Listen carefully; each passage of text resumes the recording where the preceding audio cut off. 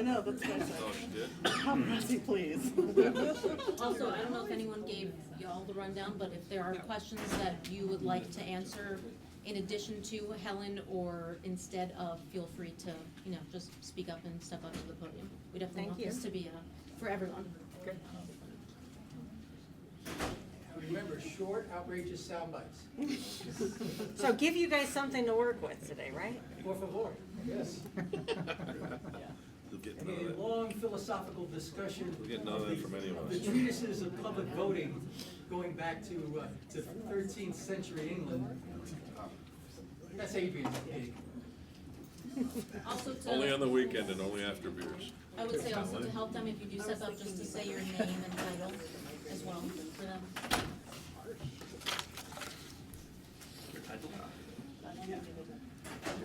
Awesome group.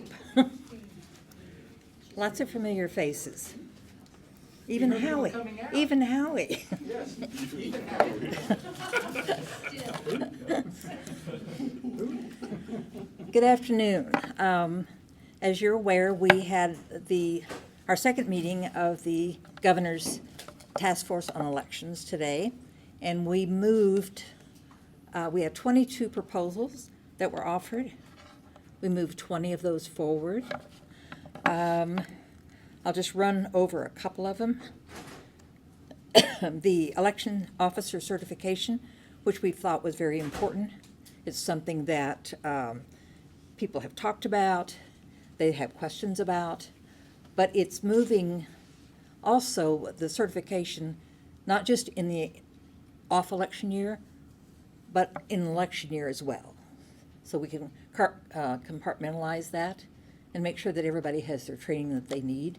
Might bring new people on in election year, and so they would have that training.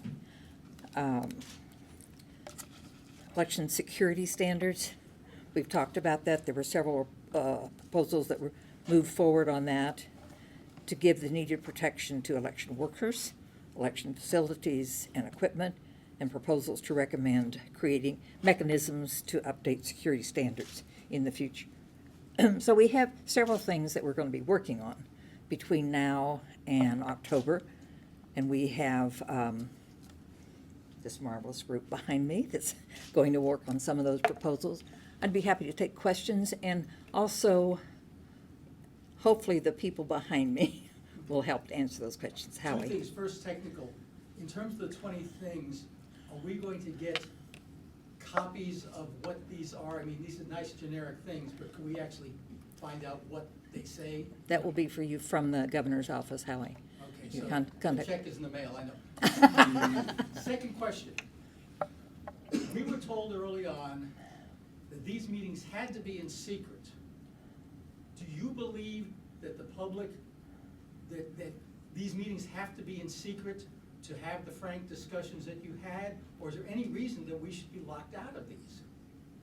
I'm following the advice of the governor's office, so there again, you pose that question to them. I did, and they basically said, well, there'll be franker discussions. You're chairing the committee.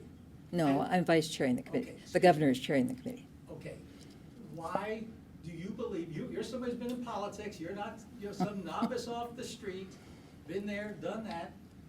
Is it necessary, I'll ask it two ways. A, is it necessary, and B, does it undermine public confidence in whatever you propose because it was done behind closed doors? I don't believe that it does, Howie. We've been working on a lot of issues. We've had a lot of frank discussions between people from not just the sort of the election world, but people who are around that world. And we're trying to come up with some solutions. Some of it may be legislative, some of it may be best practices. So there may be a number of things. But it's been some frank and open discussions, and I think that's a good way to handle it. Helen, I've heard that as much as almost 37% of election workers have quit their jobs out of fear because of the harassment and the death threats. How can you be sure that, or what sorts of things are you guys doing to make sure that you're not going to be getting mega ideologues into those positions with the intent of, just furthering their agenda? I don't know that you'd ever stop that completely, but I think that there are enough people who are interested in doing the work as long as they are assured that they are going to be secure, safe and secure in doing their job. It is a public service for not only the permanent employees at an election office, but the additional employees that you hire at election time. And you want to make sure that they know that they're going to be secure and they're doing a good job, because this is an important thing to do. How worried are you about the workforce at this time? Are you sure that we'll have the manpower there by the, at least by the, well, really almost a year from now? I think we're working on it, as we do before every election. It takes a long time to put everything together for an election. If you ask the people who have done this for a number of years, as I have, but you always work towards that goal. We know that we have a presidential election next year, so we're working towards that goal. Gabrielle, let me ask you a question as somebody who runs a county election department. See what happens, you become elected official. As opposed to anything. What's your thought in terms of what's been accomplished today, what needs to be done to make and ensure that elections are free, fair, secure, and where are we in terms of what needs to be done now? That's primarily what we've been having conversation about. Every proposal that we have been discussing has either been talking about the expansion of security, expansion of transparency or security of the process. We've also been talking a lot about the resources and additional things we want to provide to support our elections departments and our recorder's offices.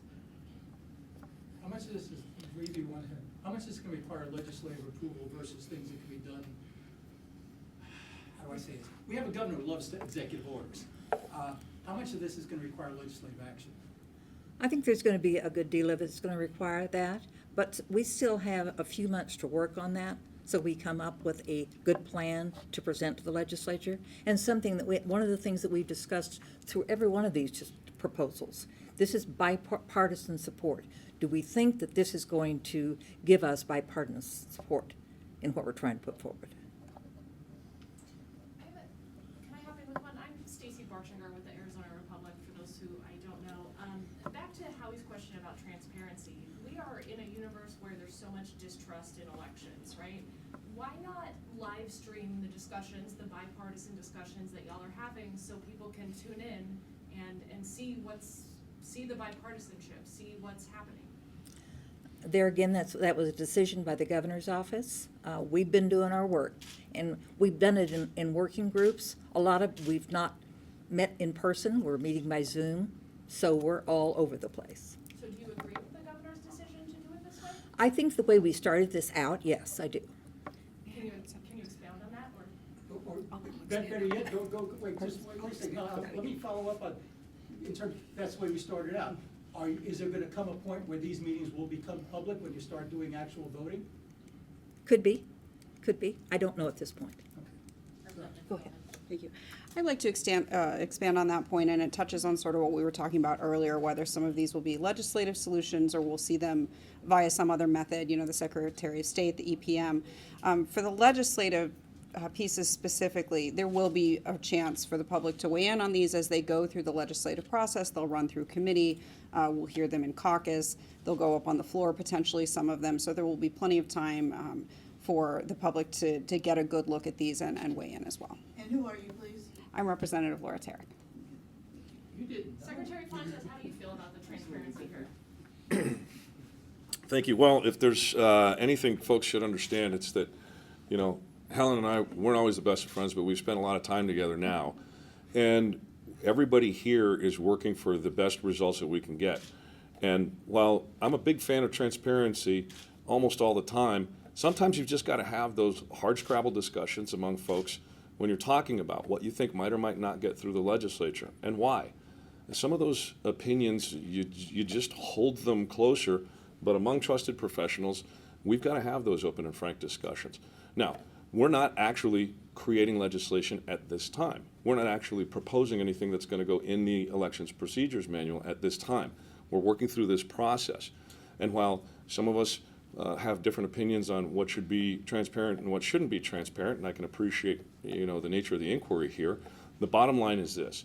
We're all working from a variety of different political parties and spaces across election administration. I mean, we've got folks, you know, I mean, heck, just the fact that me and Helen are standing here together, again, that's kind of a big deal. So you know, it's not just a question of trust us. It's a question of where are we at in the process. We're very, very early in this. We've got down to 20 proposals.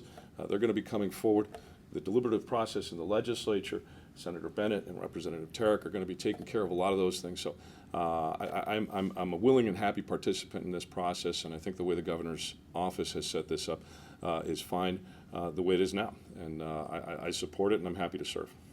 Does anyone feel that this whole process might not even have an effect? People will still, whatever comes out of this, people will still feel that there is an election issue within Maricopa County, that all of this is for naught. And if you do believe that, or if you don't believe that, why? Well, there's some people who still like anchovy on their pizzas like me, right? We're not always going to agree on everything, and they're not going to be able to convince other people of some things. But that doesn't mean we don't try. That doesn't mean we don't go through the long meetings that we've had, like the one today. It doesn't mean we don't have those deliberations. We have to try for the betterment of the state of Arizona, better systems for our citizens. And some people are just going to refuse to come along, and that's okay. That's their right as Americans. They can continue to be suspect and whatnot. Bottom line is, we're doing our level best together, and I'm proud to be part of this team. And I think everybody in this group has worked very hard because they think it's important, because they think that they can make a difference and they can do something for the future of elections. Ken, let me ask you a question to somebody. Who? Me? The opponent of Mr. Fincham in the Senate primary. He's my opponent, I'm not his. You know the politics of some of your GOP colleagues over there.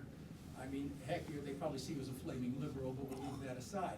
Can you sell, they want, well, you know some of what they want, you know, same-day voting, no early voting, hand counts and everything else, which I'm guessing is not where you're going here.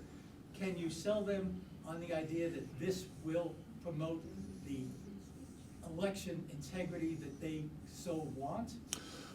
Well, as Helen mentioned, I think Representative Tarek, one of the first questions after any of the proposals we've been considering is, can this garner bipartisan support? And we know we're in a shared government, some call it divided. We've got narrow majorities by Republicans in the legislature, Democrat in the governor's office. I dealt with that when I was a Senate president years ago. And so, especially in this environment, you have to look practically and politically for things that can garner bipartisan support. And so, extremes on either side usually don't fall into that category. But we're working hard to find things that will be meaningful to Arizonans so that they can have confidence in elections, but that can also garner bipartisan support. What has been some of the hot button? That's the last question. What has been some of the hot button issues that you guys have needed to debate the most, you know, in regards to the this process?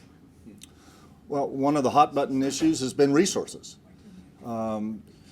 I don't think we spend enough money on elections to make sure that they are the quality and kind of elections in Arizona. We've got counties that are strapped with all the other things that counties have to do. We've got the state strapped. We've got the Secretary of State's office doing their part.